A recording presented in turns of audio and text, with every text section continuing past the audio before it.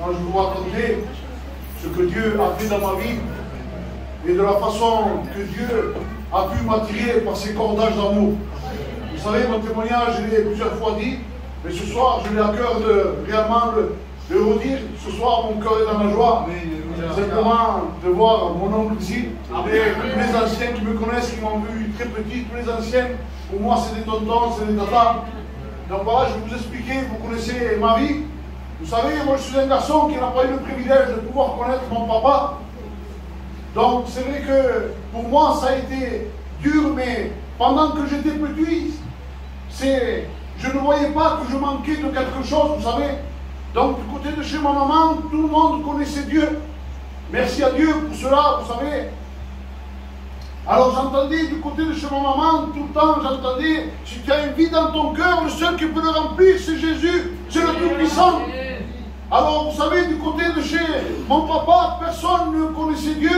Mais avec la grâce de Dieu, il y en a qui commencent à s'approcher de Dieu. Là, ce soir, j'ai mon tonton aussi qui est là. Et je donne grâce à Dieu pour cela. Vous savez, quand un parent perd un enfant, il reste un petit-fils. Et ce fils-là, ce petit-fils-là est un fils unique. Vous savez, j'étais gâté d'une façon que je ne peux pas vous expliquer.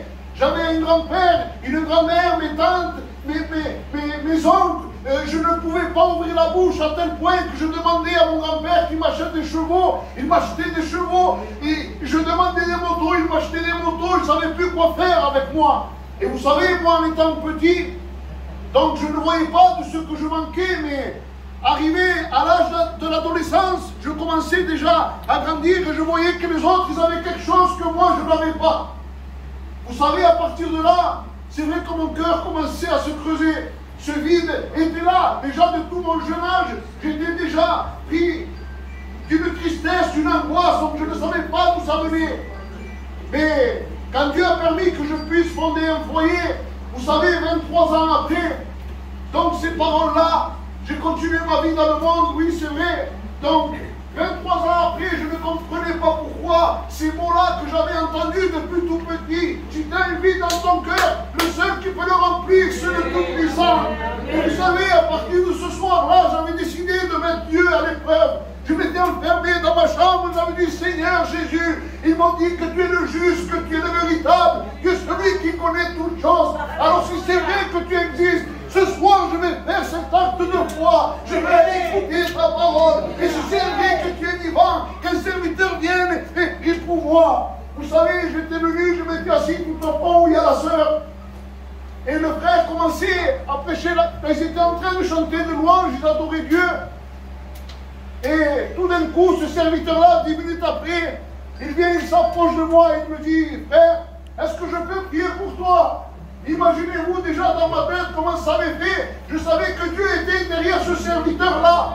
Et il commence à prier pour moi. Et il me disait, mon frère, le Saint-Esprit est en train de me dire qu'à partir de ce soir, il n'y a plus de vie dans ton cœur. À partir de ce soir, il n'y a plus de tristesse dans ton cœur. Parce que le Tout-Puissant a pris toute la place. Je vous laisse imaginer, les frères et sœurs, de la façon que je suis rentré à la maison. Je suis resté une semaine, je n'arrivais plus à ouvrir la bouche. Je disais des choses dans ma bouche que de ma vie, je m'avais dit. Dans ma bouche, je disais, Seigneur, merci pour ce que tu fais.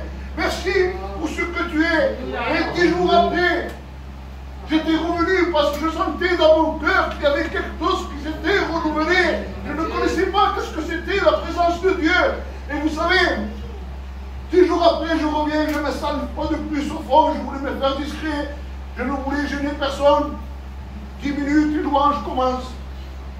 Et notre serviteur, qui venait de ne sais plus quelle ville il venait, il me dit, le frère qui est au fond, est-ce qu'il peut passer sur le pupitre? Il faut que je prie pour lui.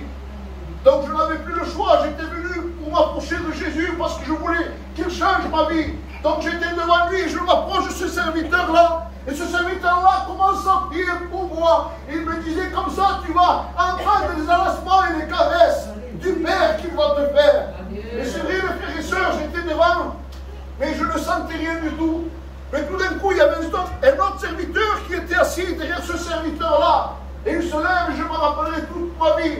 Il me prend d'une façon très particulière. Il me prend au niveau des reins, il me prend vers lui. Et il me serre fort dans ses bras. Et là, pour la première fois de ma vie, le Saint-Esprit commençait à parler dans mon esprit. Il me disait comme cela. Ça, c'est les enlacements et les caresses que toi, qui n'as pas pu avoir sur cette terre.